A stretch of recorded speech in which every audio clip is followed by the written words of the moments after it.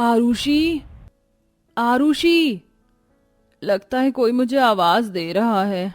आरुषि अपने बिस्तर पर से उठी और उसने आवाज को महसूस किया। वो आवाज उसकी जेठानी की थी। आरुषि मेघा के कमरे में चली गई। जी जेठानी जी, कब से आवाज लगा रही हूँ, सुनाई नहीं देता? नहीं जेठानी जी, वो क्या है ना, मेरी आंख लग गई थी। बताइए। जा मेरे लिए इसमें पानी लेकर आ, और हाँ जरा ध्यान से लाना, ये जग सरोजनी बाजार का नहीं है, महंगा ब्रांडेड जग है। टूट गया ना तो तेरी या तेरे मायके वालों की इतनी औकात नहीं जो इसके पैसों को भर पाए। आरुषि अपनी जेठानी की बात को सुनकर चौंक गई, लेकिन फिर वो शांति से बड़ी ही संभाल कर जग में पानी ले आई और अपनी जेठानी के कमरे से वापस अपने कमरे में आ गई।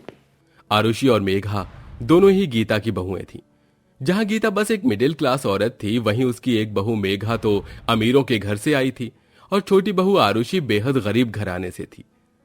अभी आरुषि की शादी हुए बस 1 महीना ही हुआ था, लेकिन मेघा उसे खूब काम करवाती थी।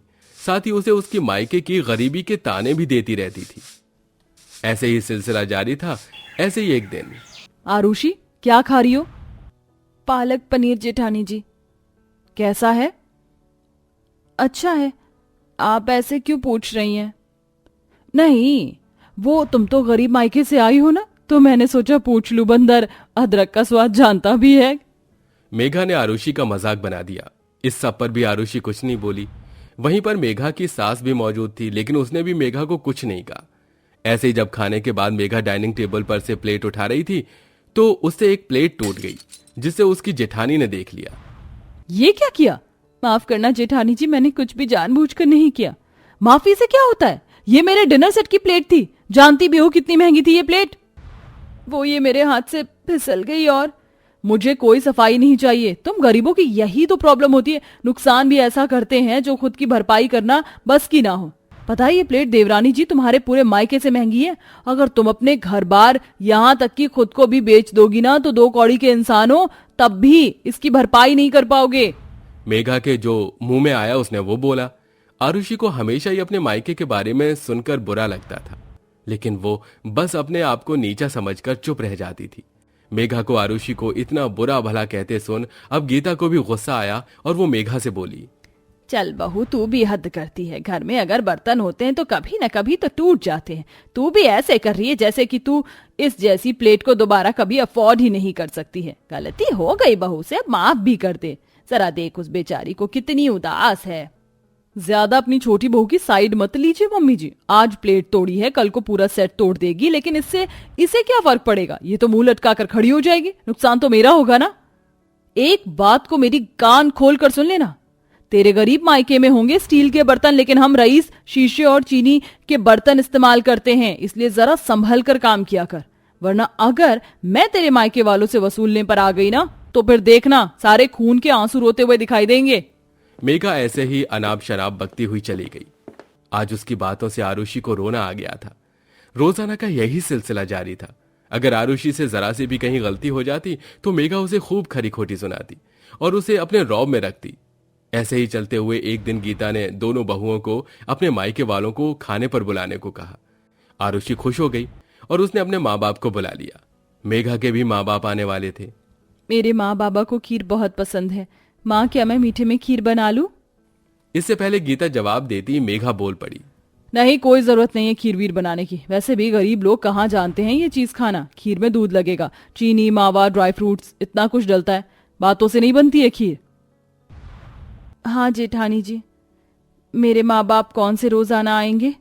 अच्छा, तो तुम उन गरीबों को रोजाना यहाँ बुलाकर हमारे घर का राशन ठुसाना चाहती हो? इंसानों को हैसियत देकर ट्रीट किया जाता है। तुम्हारे माँ बाप लाएंगे 10 रुपए किलो के केले, और वो भी अगर लाए तो, वरना बेशर्मों की तरह आ जाएंगे खाली हाथ, और तुम उन्हें यहाँ खीर खिलाओगी। चुपचाप बस चाय पिलाकर भेज देना, क्यों है ना माँ जी? मेघा ने अपनी सास को भी बातों में ले लिया और गीता ने भी उसकी बात पर गर्दन हिला दी। कुछ ही देर में दोनों बहुओं के माँ बाप आ गए, जिसमें भी मेघा ने आरुषि के माँ बाप के साथ बहुत भेदभाव किया। माँ बाबा आ जाइए, थोड़ा सा नाश्ता कर लीजिए। अच्छा बेटा। अरे आरुषि की माँ और भाई साहब आप भी आ जाइए। नहीं माँ, इन्हें रहने दो, ये नाश्ता बस आप दोनों के लिए ही है। मेघा की बात सुनकर सभी चौंक गए, लेकिन तभी वहां पर आरुषि आ गई। माँ बाबा आइए, आप मेरे कमरे में चलिए, मैं आपको कुछ दिखाना चाहती हूँ। आरुषि अपने माँ बाप को अपने कमरे में ले गई, जिससे उन्हें मेघा के बर्ताव का बुरा न लगे, और अपने कमरे में ही उसने अपनी हैसियत के मुताबिक अपने माँ पिता का नाश्ता करवाया। फिर ऐसे ही रात हुई जहां मेघा ने अपने माँ बाप के लिए डाइनिंग टेबल सजाया, वहीं उसने आरुषि के माँ बाबा को टेबल पर भी बैठने नहीं दिया।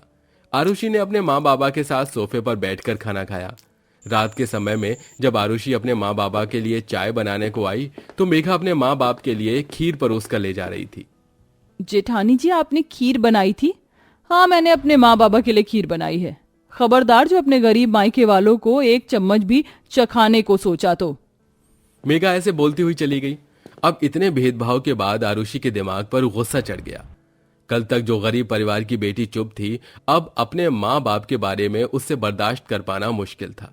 ऐसे ही एक दिन और निकल गया और मेघा ने रौब से आरुषि से कहा, ए आरुषि, ये अभी तक सफाई क्यों नहीं की है? हाँ, नहीं की। आप कुछ कर लेंगी? तू मुझे जवाब देगी? अपनी हद भूल गई है क्या गरीब लड़की? हाँ, हूं मैं गरीब लड़की और मेरे माँ बाप गरीब, लेकिन इसका आप पर क्या फर्क पड़ता है? आप क्या उन्हें कुछ दे रही हो? वो क्या आपके आगे हाथ फैलाते हैं जो मैं आपसे नीचा महसूस करूं?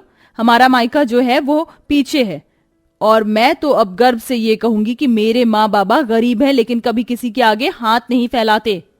आरुषि की बात सुनकर मेघा जल गई। अब आरुषि के ऊपर उसकी बकवास का कोई फर्क नहीं पड़ रहा था। 2-4 दिन आरुषि ने मेघा को ऐसे ही बातें सुना सुनाकर उसको आईना दिखाया, लेकिन मेघा इतनी आसानी से पीछे हटने वालों में से नहीं थी। एक दिन वो आरुषि के कमरे में गई और उसके कपड़े वगैरह बांधकर उसने घर के बाहर फेंक दिए। ये आपने क्या किया?